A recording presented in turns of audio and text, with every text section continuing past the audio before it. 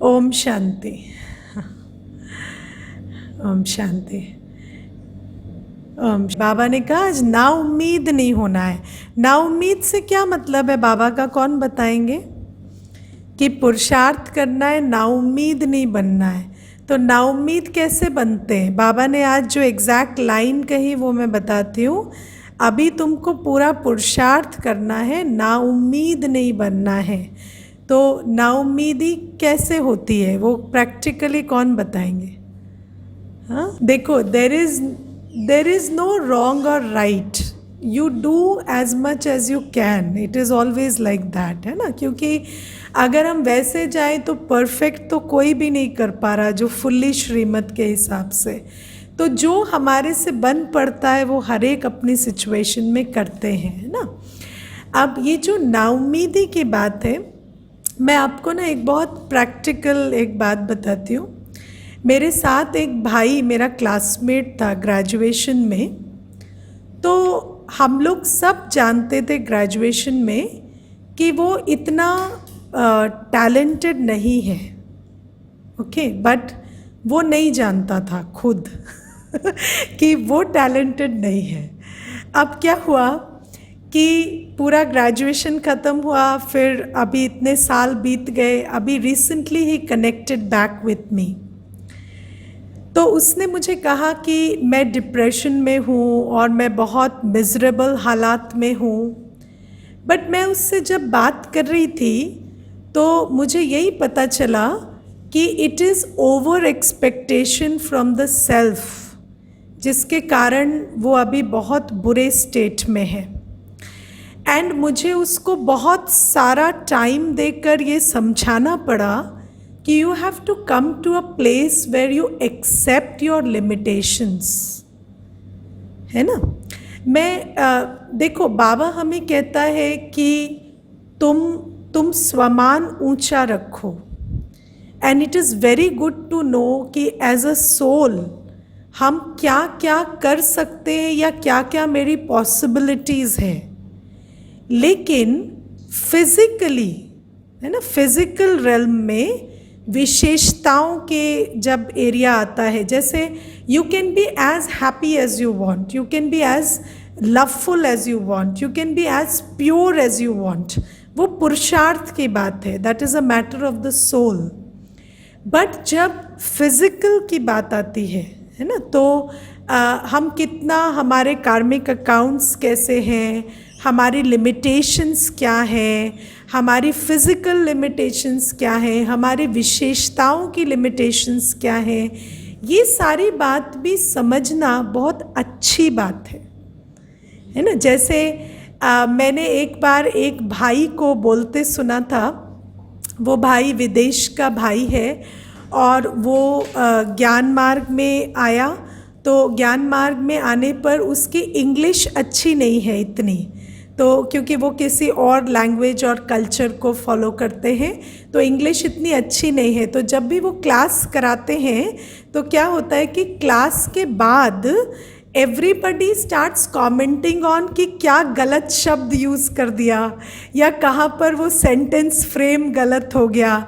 हालांकि क्लास उनकी बहुत मार्वलस होती है, लेकिन उस क्लास के बाद जो सारा फोकस है वो वहाँ शिफ्ट हो जाता है। तो उस भाई ने कहा कि मैं बहुत साल ना डिसअपॉइंटेड रहता था इस बात से, क्योंकि अब जनरल क्लास देनी है तो इंग्लिश में ही देनी है और अपनी लोकल लैंग्वेज में तो दे नहीं सकते।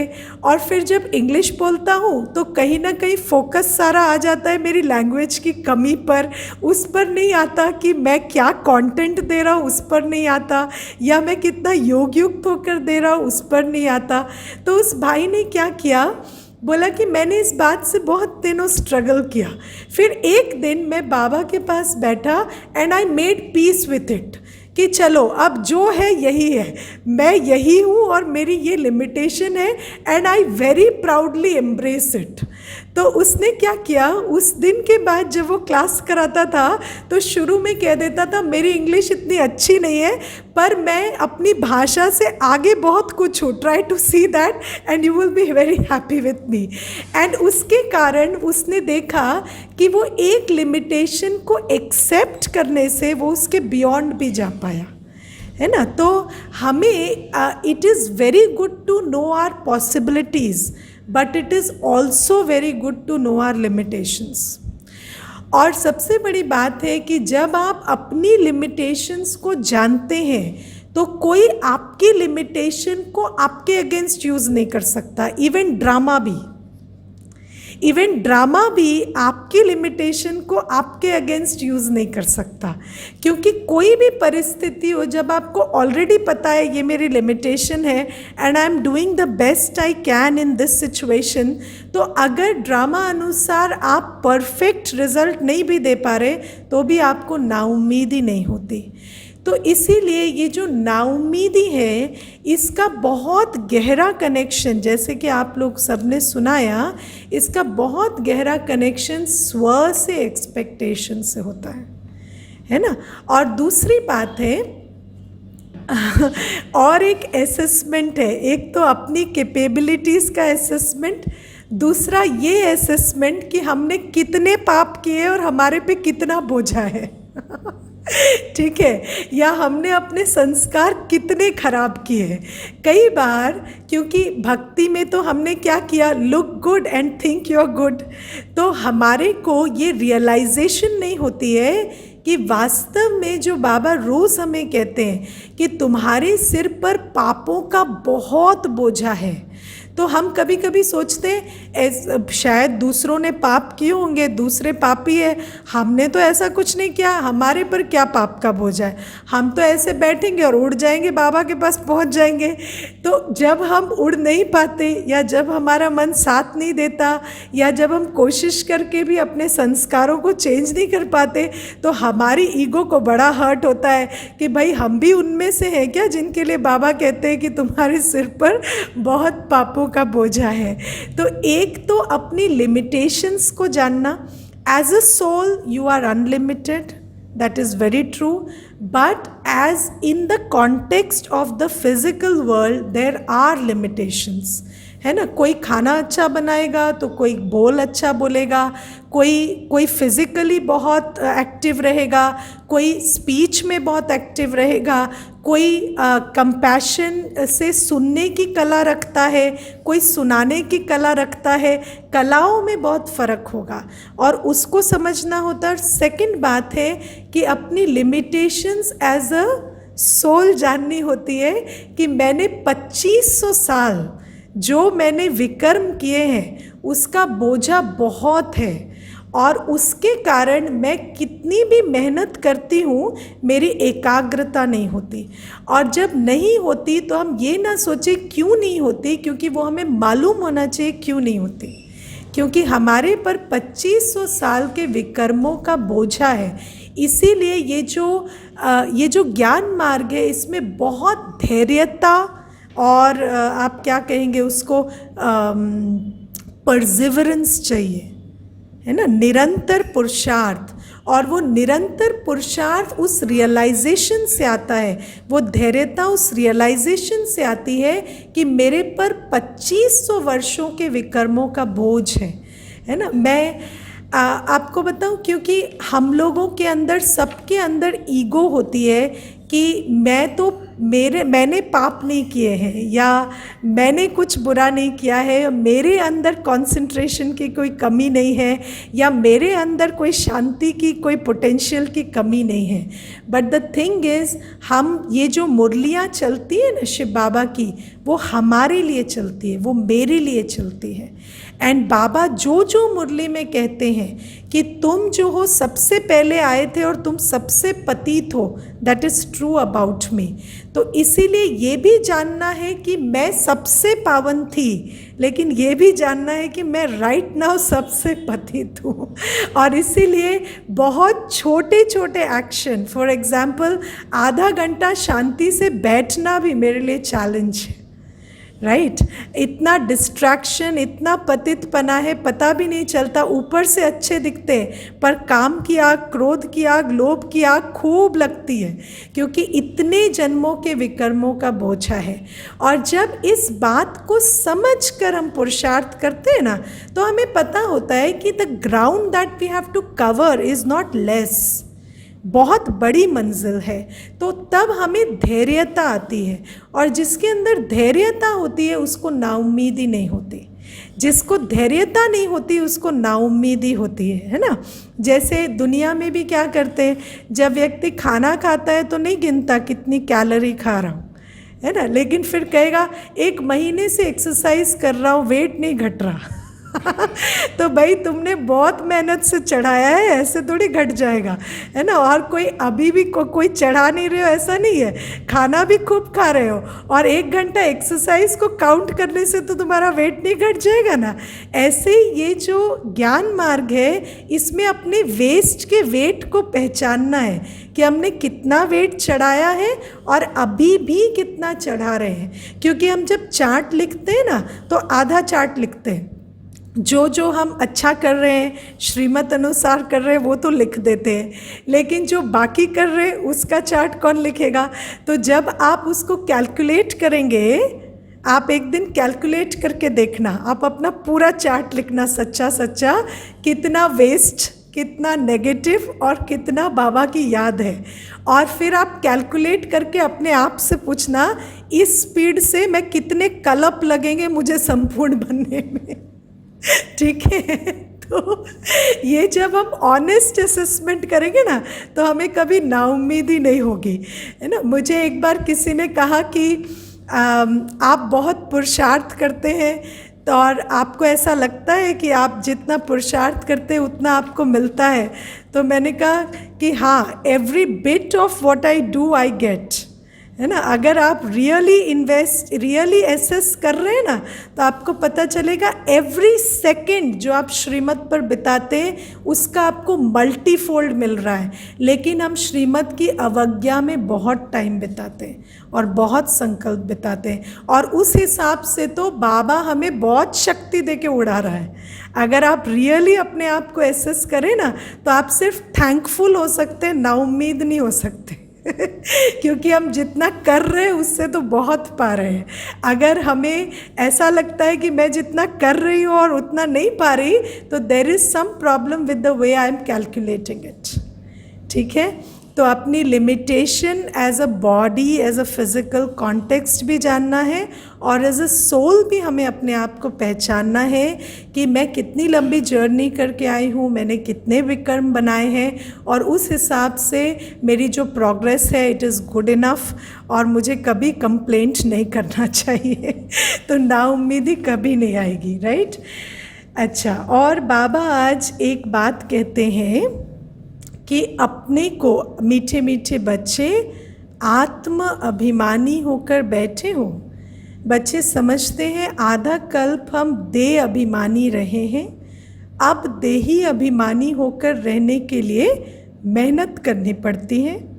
बाप आकर समझाते हैं अपने को आत्मा समझकर बैठो, तभी बाप याद आएगा। अब ये जो 3 लाइन्स पढ़ी, इसका मतलब कौन मुझे समझाएंगे? इसमें बाबा क्या कहना चाह रहे हैं? बाबा ने कहा कि देही अभिमानी होकर बैठो, देही अभिमानी होंगे तो ही बाबा याद आएगा। और बाबा ने इसका पूरा कनेक्शन आज कर्मेंद्रियों की शीतलता, कर्मातीत अवस्था, सबके साथ इसका कनेक्शन जोड़ा है मुरली में। तो ये 2 लाइनों 3 लाइनों का क्या मतलब है, बाबा इसमें क्या कहना चाह रहे हैं? जब हम देही अभिमानी होते हैं तो ऐसा क्या हो जाता है, या क्यों हमें देही अभिमानी होना होता है? देखिए, थोड़ा सा इस बात को समझेंगे। मुझे अरविंद भाई के पॉइंट्स बहुत अच्छे लगे और सभी के पॉइंट्स अच्छे लगे।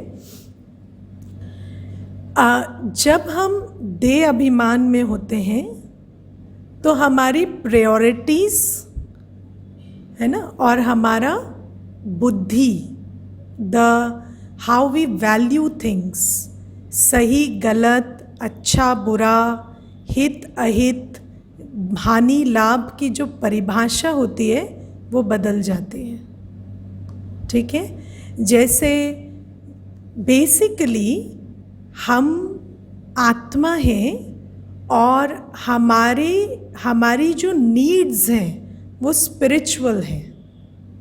ओके, जैसे जब हम कहते हैं I want to be successful, yes, so basically you want to feel good about yourself, yes, you want to feel good about yourself, but the thing is you think कि जो बाहर आप achievement करेंगे या accomplishment करेंगे वो आपको आपके बारे में अच्छा फील कराएगी।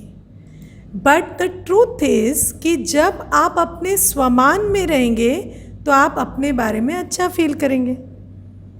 ठीक है, तो हमारी जितनी भी नीड्स हैं जिनको हम फिज़िकल तरीके से पूरी करने की कोशिश कर रहे हैं वो एक्चुअली स्पिरिचुअल नीड्स हैं।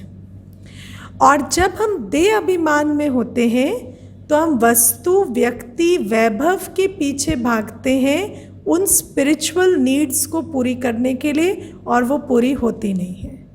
जैसे आपको लगता है कि आप रिस्पेक्टेड फील करना चाहते हैं, है ना, तो ये आपको डिसरिस्पेक्ट कर रहा है, वो आपको डिसरिस्पेक्ट कर रहा है, वो आपको अपमान कर रहा है, वो आपको मान नहीं दे रहा, आपका ड्यू नहीं मिल रहा, या आपको ये पोजीशन मिल जाएगी तो आपको ड्यू मिलेगा। लेकिन actually you are suffering from low self esteem. और जब तक आप हाई सेल्फ एस्टीम में नहीं आएंगे तब तक ना आपको क्योंकि सम्मान मिलेगा कैसे, जब आप सम्मान देंगे, राइट, सम्मान मांगेंगे तो सम्मान नहीं मिलेगा सम्मान देंगे तो सम्मान मिलेगा। और सम्मान देंगे कब, जब आप स्वमान में रहेंगे, और जब स्वमान में नहीं है तो सम्मान मांगेंगे और सम्मान मिलेगा नहीं। तो हमारी पूरी ज़िंदगी रेस्पेक्ट चाहिए, प्यार चाहिए, अप्रिसिएशन चाहिए, उसमें बीत जाएगी। तो जब हम देही अभिमानी होते हैं तो हमें सारी चीज़ों का जो फलक्रम है वो समझ में आ जाता है कि basically it is starting from here, और मुझे जो भी चाहिए वो यहाँ के लिए चाहिए, वहाँ जो मैं ढूंढ रही हूँ वो वास्तव में वहाँ नहीं है, यहाँ है ना। आपने वो एक कहानी सुनी है कि एक जो बच्चा था वो लैम्प पोस्ट के नीचे अपना सिक्का ढूंढ रहा था।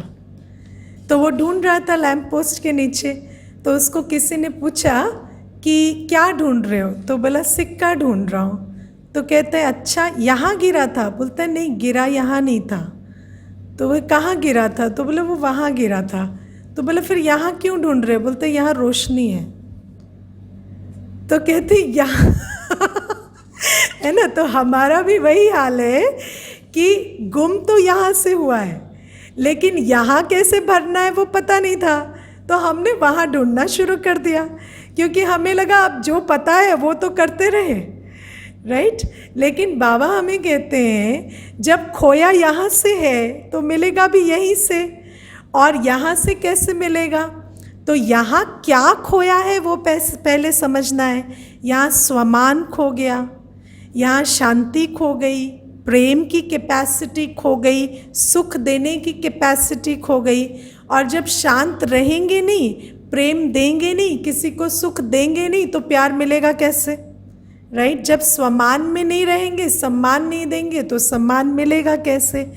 तो जब हम अपने को आत्मा समझते हैं तब हमारे को रियली पता चलता है कि जड़ कहाँ है, और जो जड़ पता चल गई तो अब वो पूरी करने वाला कौन है ना, सब स्वमान देने वाला कौन है, प्यार देने वाला कौन है, सुख देने वाला कौन है, बाबा है।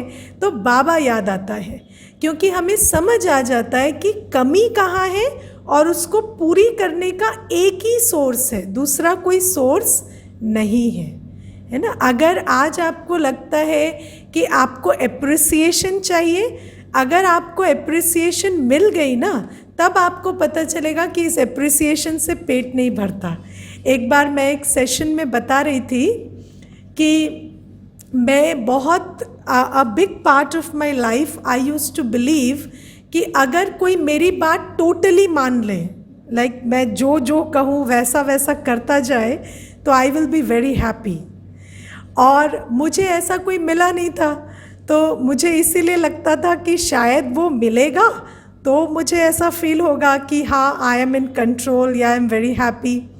फिर मुझे ऐसे लोग मिले जो एग्जैक्टली वो करते थे जो मैं कहती थी, लेकिन मैं आपको बताऊँ I was very frustrated with them also. और तब मैं कहती थी, जैसे पहले कहती थी अरे पूछ तो लिया करो, यहीं बैठी हूँ, पूछते भी नहीं हो, खुद से कर लेते हो। फिर मैं कहती हूँ कि अपना दिमाग भी कभी लगा लिया करो, सब कुछ पूछा हुआ ही करते हो, देखो गलत कर दिया ना। तो बेसिकली हमें जब वो नहीं मिला होता तो हमें लगता है वो मिलेगा तो अच्छा लगेगा, लेकिन पूरी ज़िंदगी निकल जाती है वो मिलने में, तब पता चलता है अरे इससे तो सल्यूशन ही नहीं हुआ। अब आप देखो, जिसके पास धन नहीं है उसको लगता है धन से मेरा सल्यूशन होगा, लेकिन जिसके पास धन आता है उसको पता चलता है अरे कुछ नहीं हुआ, धन तो आ गया लेकिन I am not feeling better about my self. तो बाबा कहते हैं तुम वहाँ तक जाओ, उससे पहले ही मैं तुम्हें ज्ञान से समझाता हूँ कि तुम्हारी नीड्स फिजिकल नहीं है, तुम्हारी नीड्स स्पिरिचुअल है। और अगर तुम्हारे अंदर ये संस्कार है अशांति का, असंतुष्टता का, तो तुम्हें एक के बाद एक चीज़ मिलती भी जाएगी, तो भी तुम्हारा संस्कार तुम्हें दुख दे रहा है। और संस्कार परिवर्तन के लिए you need to fill from the source. और जब आप ये पूरी गुत्थी समझ जाते हैं, then what you do is, आपको गुस्सा है, चाहे आपको अपसेट फील हो, चाहे आपको दुखी लगे, चाहे आपको कुछ भी लगे, the first thing you do is sit with Baba, क्योंकि आपको पता है कि मेरी सारी प्रॉब्लम्स का कोई बाहर सल्यूशन नहीं है, मेरा सल्यूशन एक बाबा के पास है, बाबा के ज्ञान में है, बाबा की पवित्रता में है, बाबा की शक्ति शांति में है। तो इसीलिए बाबा कहते जब तुम देही अभिमानी होते हो तो तुम्हारे ऊपर से भ्रम का पर्दा हट जाता है, तुम्हें पता चल जाता है कि तुम्हारी प्रायोरिटी, तुम्हारी नीड क्या है, तुम्हें पता चल जाता है वास्तविकता क्या है, और फिर तुम्हें सोर्स की कदर होती है। तो तुम हमेशा सोर्स के पास जाने की कोशिश करते हो, इधर उधर धक्के नहीं खाते। ओके।